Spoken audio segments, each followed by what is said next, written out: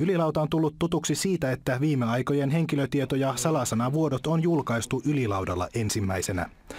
Ylilauta on keskustelufoorumi siinä missä muutkin, mutta täällä voi keskustella ilman nimimerkkejä nimettömänä.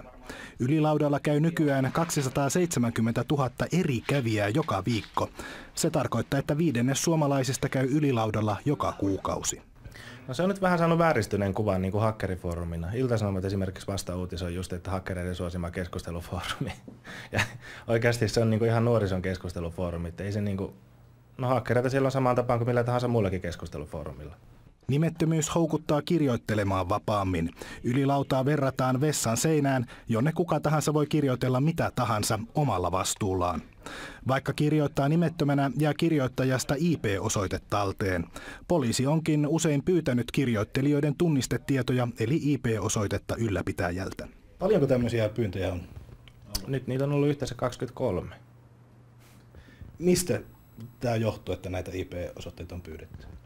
Pääasiassa kunnianloukkauksia, haukuttiin jotakin henkilöä tai sopimattomilla nimityksillä tai sitten uhkauksia, kouluuhkauksia on ollut muutama, että aseenkuva ei sanota, että huomenna kouluun tai jotakin tämmöistä.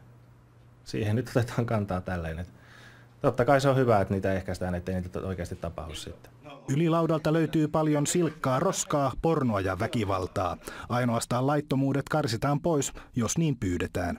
Näin kommentoivat Ylilaudan käyttäjät omaa foorumiaan.